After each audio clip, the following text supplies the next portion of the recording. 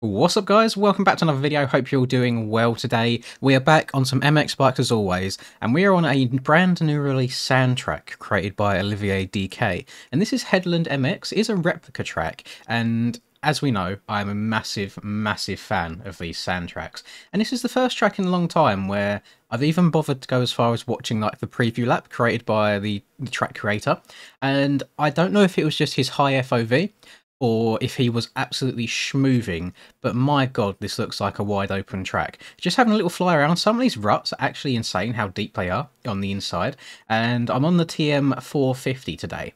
So we'll see if we can use it to its maximum, see if we can get all the power out of it, or see if it's one of them slightly smaller tracks. The jumps themselves are slightly on the small side, but they look like ones that you can scrub pretty damn hard. So very interesting to see how it rides. We're going to go full send it mode. We're going to channel our Larry Enticer. You guys silly? And see how it goes. For all of you passionate gamers, you can now get 20% off all G Fuel products worldwide by using code LINS at checkout. And for any of you motorheads looking for some new drip or apparel, use code MXPR_LINS15 fxrracing.eu to get 15% off. All links and codes are in the description down below. Enjoy the video and drop a cheeky little like and subscribe. I thought it would be a good idea if I hopped onto the TM450. It wasn't. It was an absolutely terrible idea. I really regret riding this piece of garbage. Just because when I'm recording this, it is Monday, and Monday is the day for the next couple of weeks, being the LAN qualifiers. And I want to talk about that a little bit at the start of this video, just while I get to grips with the track as a whole, because I'm a little nervous. I know I said that I was kind of like over that now and that I feel confident in qualifying, but most of this week, anytime I load up Discord and look in media channels, I just see people posting hot lap videos of the track that we're qualifying on, and I've not touched it other than like 5 laps after the last qualifying round, and I don't know if that's just a lack of interest by me or possibly too much of an interest by others, but if for some reason whenever I upload the highlights video on the channel, which I will do by the way because the last one seemed to be very well received, and if you see me rocking around in P10, just know that it's not through a lack of trying in the actual race, it is just people are putting in the absolute work. They are so dedicated to this. And in one mind, I'm like, bruh, chill. Like, you're fast already, you haven't got to play the track this much. On the other hand, I kind of got to respect the grind. I really do. Get your money up, not your funny up. I personally, I feel still okay-ish knowing that I can get top 10 in each round, which is kind of all you need. And then when it comes time for the actual event, I'll put in a little bit more of a shift, more of a grind, because just a couple of laps right now, all of my muscle memory is gone from riding this TM from last week to this week. So hopefully we'll get some of that back. The track is going to be on Trentino, or Arco. It is Arco to Trento, isn't it, that Trentino's at? It's one and the same. It's the same thing. I believe so. But that's going to be our track. It's a very fast one. But one thing that I seem to struggle with in my couple of laps that I played on it was, can we send this? Oh, that's 100% doable. Okay, that's my line of the video. Yeah, the few issues I had on it was my suspension just felt like it wasn't doing anything. Like I'd get bucked around all over the place. So maybe someone will find something that I can steal off of them. Today, however, all I've done is slap on some sand tyres, which actually, hang on, let me listen to the ground. I don't think it's a sand track. Do not believe me, I am a true liar. This is not a sand track at all. It looks very sandy, and the layout kind of lends itself to sand. However, that is not the case. It is, I guess, soft soil. So we've slapped on the old Mythsoft tyres this time instead of the sand tyres, and hopefully we'll be getting even more grip and going even faster. They ask you how you are, and you just have to say that you're fine when you're not really fine. When I was flying around the map before I pressed the record button for this track, I genuinely thought that it might be 3D scan just from how it looks and how the terrain feels. Like, it looks very natural. There's nothing uniform about it. It's all kind of up and down, high spots and low spots all over the place. However, there's no mention of 3D scan anywhere on the shot post, so I'm gonna have to guess that it isn't, unless he just forgot to include that on there. I do love me a 3D scan, not only in terms from visuals all the time, but just from the way they ride. It's just so much more, I guess, realistic than the man-made stuff can ever be. I feel like we don't get enough of the 3D scan going on, but I believe you need some very specialised equipment, let's say, to replicate some real tracks, so I'm not surprised by it. I think there's only a handful of them in this game. But to be fair, the ones that are 3D scanned, I do really enjoy. I think there's varying levels. Like you can go as far as using a drone if you want to, or we have the sandbox or sand pit. It's called one of the two, where I think the guy just created it in a sandbox and then scanned it on his phone and put it into the game. So there's definitely varying degrees of 3D scan that you can go down. Of course, 3D scanning comes with its own problems as well. You can only get like so much data. I believe when you import it into the game, there's still a lot of work that you have to do to it anyway because of how like bumpy and sharp the edges are that you make. And of course, if there were any towers like that just there for the marshals to stand in, that gets represented in the height map as well. So you'll just have a massive blob of terrain there rather than an actual object. So there's still a lot of work to do when you 3D scan stuff. It's not as simple as scan it and slap it in the game and you're as good as done. I think the same can be said for LiDAR data. A lot of creators at the moment are looking into LiDAR, which I believe it's all done through. Is it Google or is it an independent company? I believe it's done through Google. Well, oh my god. I keep forgetting what part of the damn track I'm on. Keep over jumping things. I need Max HUD back for these videos just so I can see the map and see where the track suddenly turns. But yeah, LiDAR is essentially just like 3D terrain, and it's really accurate in some parts of the world and then just not at all in others. So depending where you're from, and if you're lucky enough, the track that you ride IRL might be really well represented on there. I know that you can get like the entirety of the JS7 compound looking pretty damn good from LiDAR itself, so you get a good idea of where all the jumps are and the shape of them. You just have to go in and smooth stuff out and rework a few things. But I feel like that's probably the direction track building's going to go through in the future. I'm always going to have a place in my heart for some absolutely wild and out there fantasy track. Everyone likes getting a little bit sideways, throwing some absolute schmeezers. Can I get braked and stop this inside? I can. Oh, we need to go. Go. We need to send this bad boy. Brake. Yes. Tap. And in the rut, please. Yes. Oh, God, thank God. You'll notice there. So, what I've done in the air, somebody noticed this on one of my other videos by looking at my controller overlay, my controller inputs, at the same time as me playing, is if you are finding yourself coming up a little bit short on a jump, or if you're trying to seat bounce things a little bit, when you're in the air, when you're doing that like brake tap to get the back wheel to come up and the front wheel to dip down, I also lean forwards and sit down at the same time, and I feel like that kind of gives you more of a dip effect when you do it. So there's just my top tip of the day, is if you are ever having to brake tap, lean forwards and sit down at the same time. So I'll try and do it here, lean forwards, sit down, and you can see after I release the brakes, the front end dips really quickly. Now I wanted to take my my small minute of soppy YouTuber time that I do every now and then and say thank you. Whether it's the new upload times or new slightly different thumbnail format or new different editing style format, or a combination of all of those combined, I have no idea. But last week or so, videos have done so much better. And being in a point where I was getting really worried about the longevity of the channel, where the videos were just doing more and more just meh, I guess you could say, more mediocre. It's very nice to see things kind of bouncing back.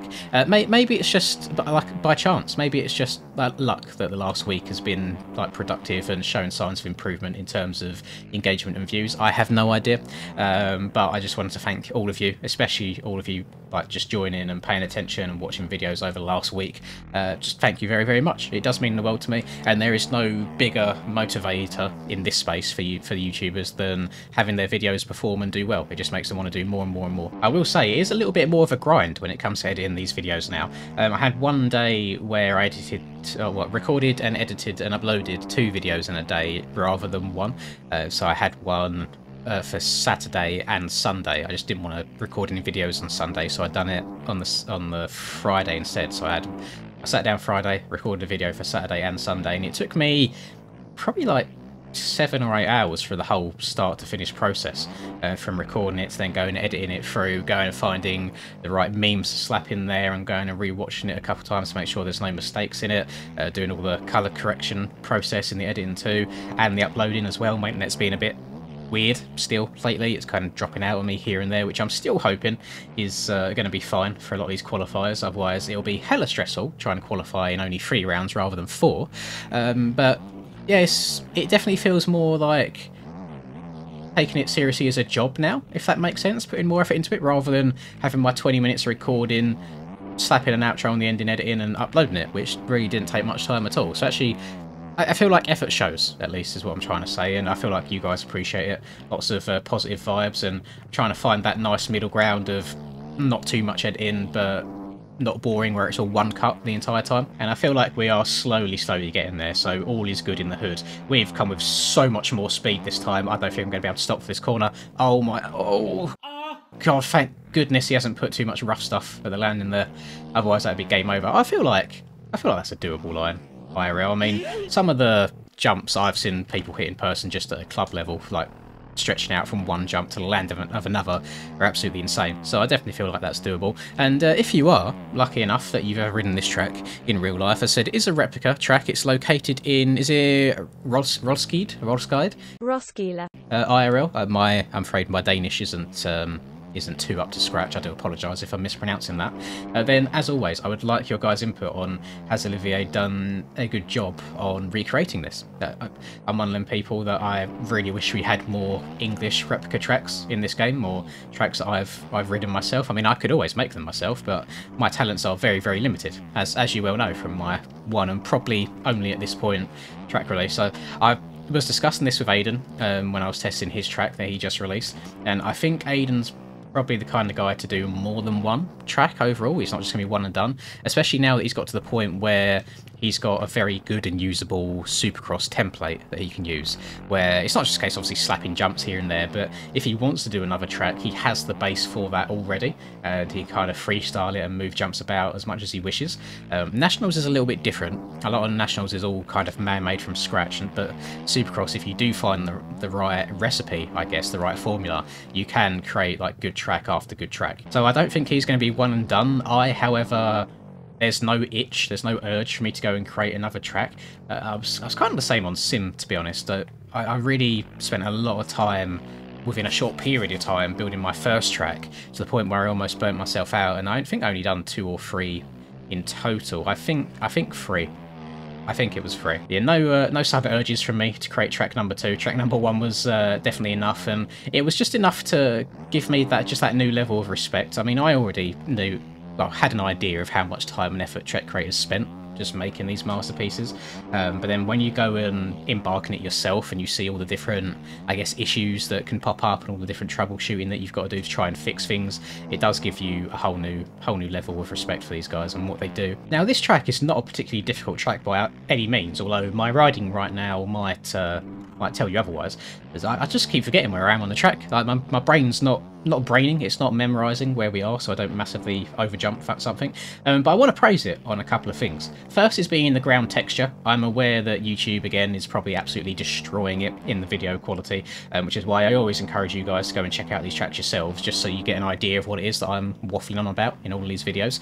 But the track texture looks very good, like very realistic in terms of how the track looks. In how it rides, nothing about the track seems uniform to me. Nothing seems like super man-made. It feels very natural. There's like different bumps all over the place where no 2 bumps act the same, and if you shift from one side of the track to the other just a tiny bit, you can get like a completely different outcome from how rough the track is from one side to the other. You can hit some very cool lines like this, obviously, if I get it right, please. Thank you.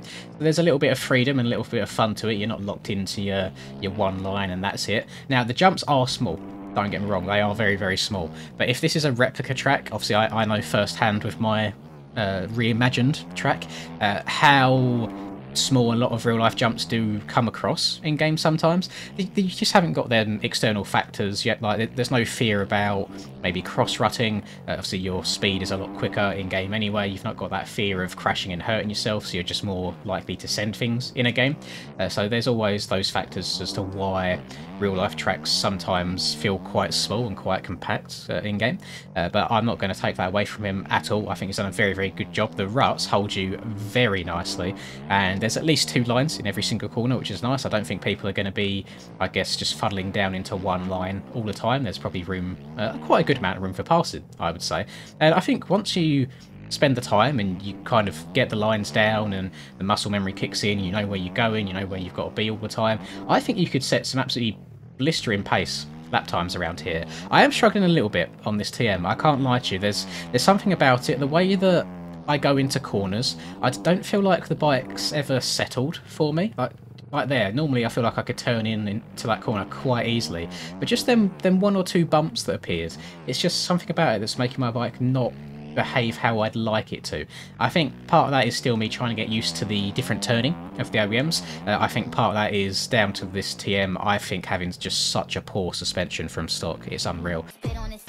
But me being me, not having the biggest idea of what it comes to changing for these suspensions, I've just left it as is and just praying that I can hopefully get through these tracks based on skill, but skill will only take you so far, and it doesn't seem to be doing me too well in this video at least. And then also, one thing that is quite nice, which I'm not sure how popular or how public of a track this is in real life, however there's some parts of the track that are slightly overgrown. You know, we've got little bits of grass dotted all over the place, which gives it a slightly abandoned kind of feel. It gives it almost like a test tracky kind of feel to it, and I'm here for it. And when where are they?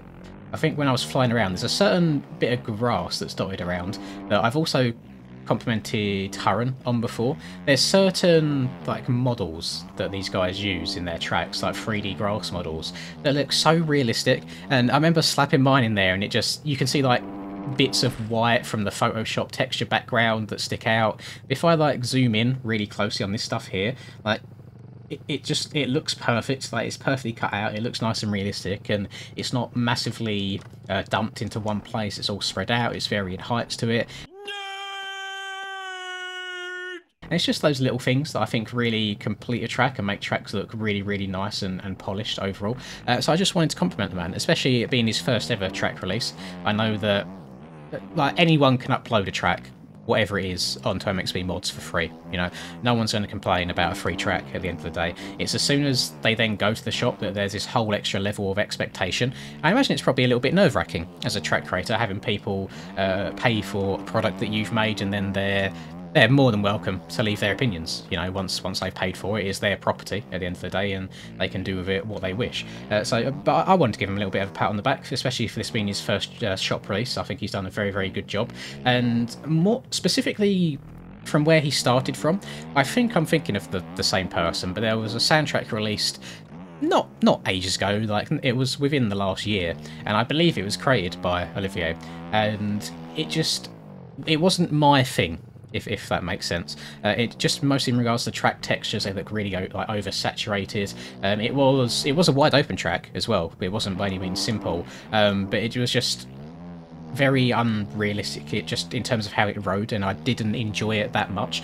And I hope that's not too bad of a thing to say. I hope that doesn't upset him in any way. But this is night and day difference. Like, this is so much more me. And again, I'm surprised that it's not a sand track. You'll have to let me know if it is sandy IRL, because I feel like the layout of the track and the way that the texture looks, it could be a sand like traction. And I think if you did slap sand traction onto this, I don't think it would negatively impact it at all. The sand tyres that we have these days, they're still very, very grippy, so you're not going to be struggling for traction anywhere. But I think it slows the track down a little bit. Maybe it's more made for 250s or the smaller bikes than the 450 that I'm on. But this 450 has so much power, like it's so fast in a straight line, it's unreal. And again, like there, I feel like I should be able to just tip into that corner really easily. And that, again, that's not on the track. That is a combination of me and learning new bikes, because 100% I'd be able to downside that braking bump and hook that route on other iterations of the bikes in the game. So this is why, again, I highly recommend you guys, after you watch these videos, just go and give them a try themselves.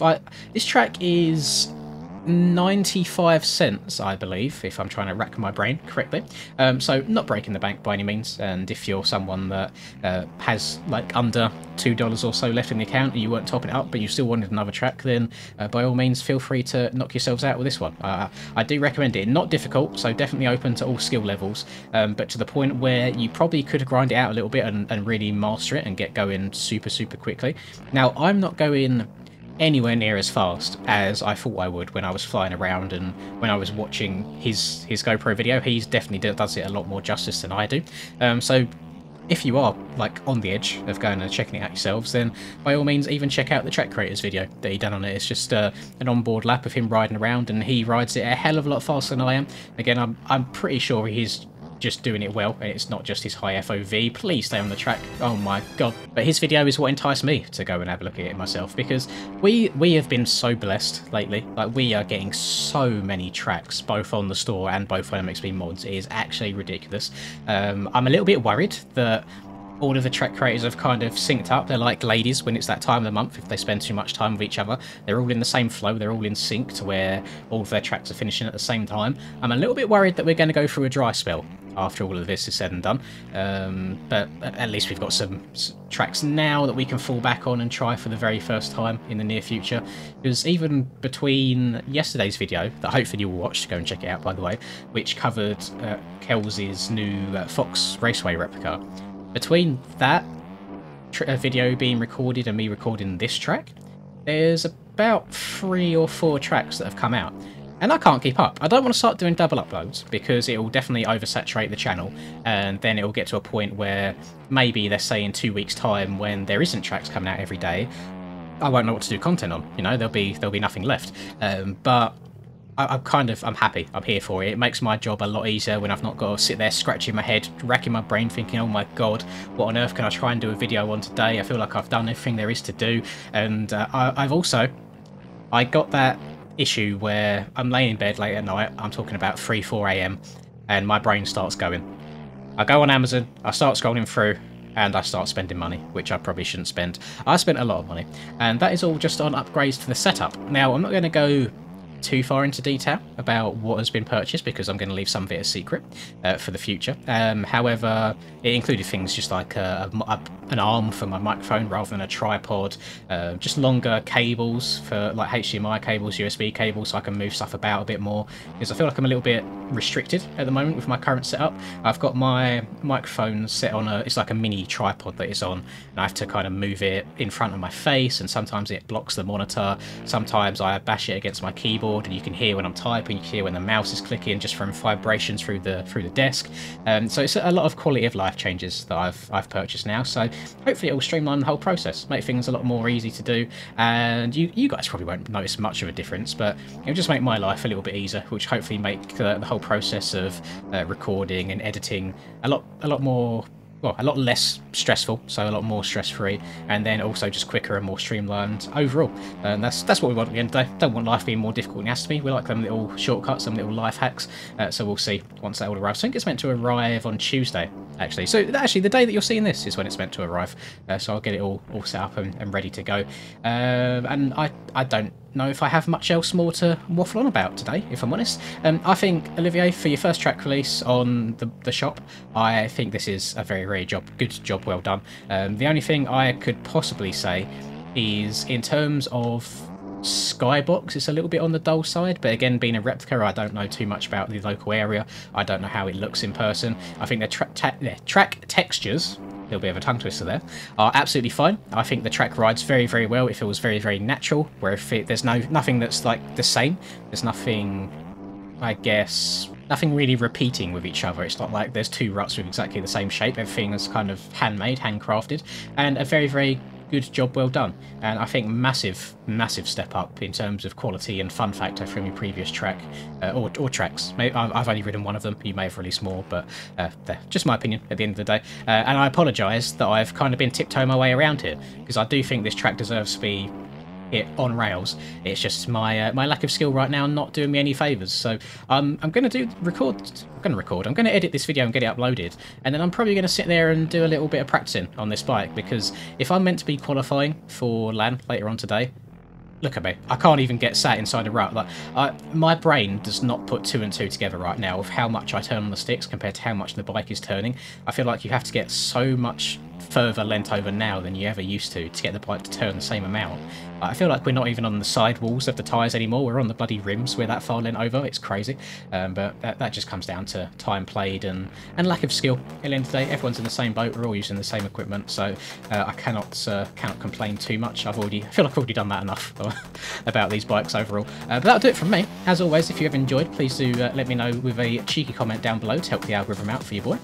Drop a like and subscribe to the channel if you're new, it's very appreciated. Roll the outro.